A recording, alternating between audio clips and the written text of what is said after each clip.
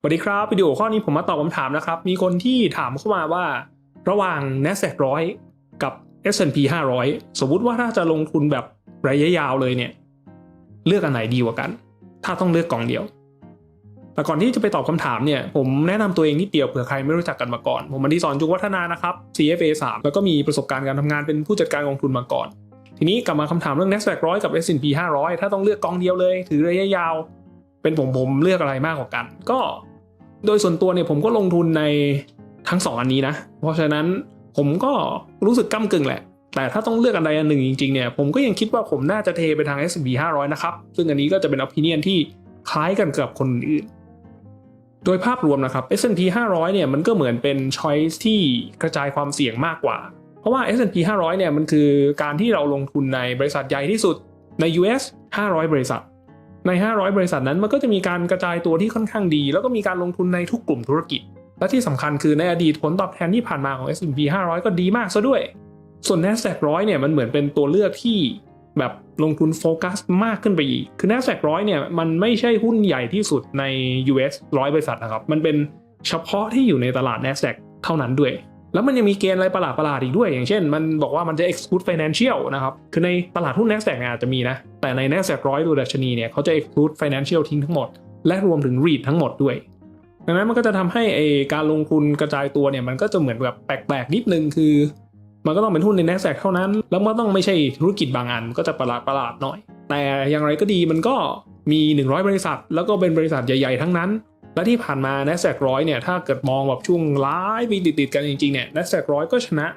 S&P 500เพราะสัดส่วนของหุ้นที่ลิสต์อยู่ใน NASDAQ เนี่ยมันมีหุ้นเทคค่อนข้างเยอะแล้วหุ้นเทคเนี่ยมันก็เหมือนเป็นตัวขับเคลื่อน growth ซะส่วนใหญ่นึกออกไหมเพราะว่าไม่ว่ามันจะเป็นยุคไหนๆก็ตามนะตั้งแต่อาจจะเป็น .com เป็นอะไรก็แล้วแต่มาเนี่ยหุ้นเทคโนโลยีมันก็เป็นตัว drive การเติบโต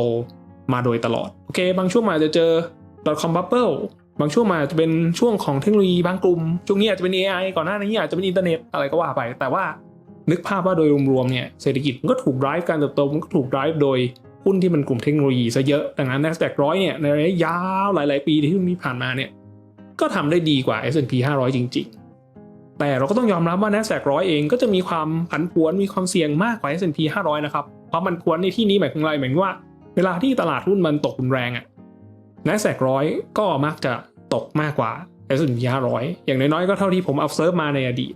และผมมีการแบบไปดึงข้อมูลย้อนหลังในอดีตมาดูนะตั้งแต่แบบเริ่มต้นเลยของ NASDAQ 100กับเริ่มต้นย้อนไปตั้งแต่แรกเลยของ S&P 500มาแล้วก็มาดูว่ามันเคยตกรุนแรงเนี่ยที่สุดเลยช่วงไหนนะอย่าง NASDAQ 100เนี่ยตกรุนแรงจริงๆนะมันคือช่วง .com bubble นะครับช่วงประมาณ 2000 2001 2002แถวนั้นช่วงนั้นเนี่ยมันจากพีคนะครับลงไปถึง bottom เลยเนี่ยNASDAQ 100เนี่ยตกไปถึง 82.9% จากพีคแล้วก็ลงไปบอททอมแล้วก็ฟื้นกลับขึ้นมาเนี่ยเอาขึ้นมากลับมาเท่าพีคเดิมเนี่ยเกือบ11ปีนะคือรอนานมากนะครับในขณะที่ S&P 500เนี่ยไอ้ครั้งที่ตกรุนแรงที่สุดเลยจริงๆคือช่วงปี 2009 ติดลบจากพีคลงไปเนี่ย 56.8% แต่มันใช้ระยะเวลาฟื้นตัวแค่ประมาณเกือบ4ปีเท่านั้น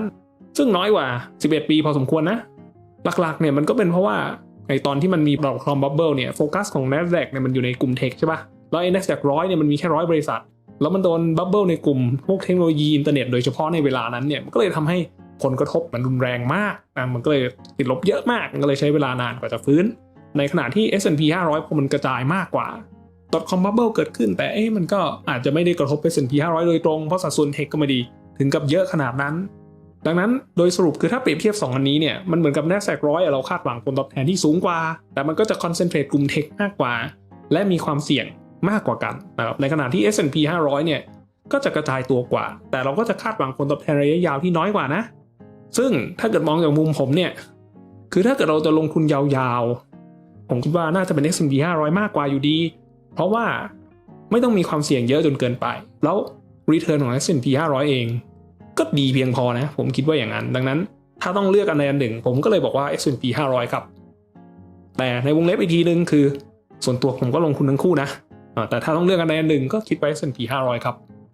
เนื้อหาในวิดีโอนี้ก็จบลงเพียงเท่านี้ครับสำหรับคนที่ยังมีข้อสงสัยหรือว่ามีคำถามอื่นๆเพิ่มเติมเนี่ยสามารถที่จะพิมพ์ถามทิ้งไว้ในคอมเมนต์ได้เลยยังไงผมจะหาเวลาเข้าไปตอบ แล้วถ้าคุณชอบเนื้อหาในวิดีโอนี้รู้สึกว่ามันเกิดประโยชน์สำหรับคุณเนี่ยก็ฝากกดไลค์แล้วก็แชร์มันออกไปด้วยให้มันไปเกิดประโยชน์กับคนอื่นๆในวงกว้างไหนๆก็ทำวิดีโอแล้วนะครับและสุดท้ายสำหรับคนที่ปัจจุบันกำลังมองหาแนวทางการลงทุนอยู่หรือว่ากำลังเริ่มต้นศึกษาเรื่องการลงทุนในหุ้นเนี่ยผมมีหลักสูตรที่สอนวิธีการลงทุนที่ผมใช้อยู่เนื้อหาก็จะเป็นการโฟกัสในการลงทุนในหุ้นรายตัวเป็นหลักใช้ได้กับทั้งหุ้นไทยและหุ้นต่างประเทศนักเรียนส่วนใหญ่ที่เรียนกับเราไปเนี่ยให้ฟีดแบ็กที่ดีมากหลายคนเนี่ยบอกว่ามันเข้าใจง่ายแล้วมันก็เอาไปใช้ได้จริงแต่ทั้งนี้ทั้งนั้นเนี่ยผมคิดว่าคนอื่นบอกว่าดียังไงเนี่ยก็เรื่องนึงคุณไปทดลองเรียนฟรีดูเองเลยดีกว่าผมทิ้งลิงก์ไว้ให้ข้างล่างนะครับจะเป็น www.adisonc.com ถ้าทดลองเรียนฟรีดูแล้วมันเข้าท่าก็ค่อยคิดอีกทีว่าจะลงเรียนกับพวกเราไหมมันอาจจะช่วยย่นระยะเวลาการเรียนรู้ทำให้คุณไม่ต้องเสียเวลาไปลองผิดลองถูกด้วยตัวเองผมทิ้งลิงก์ไว้ให้ข้างล่างนะครับไปทดลองเรียนฟรีดูครับแล้วเจอกันใหม่วิดีโอหน้าสวัสดีครับ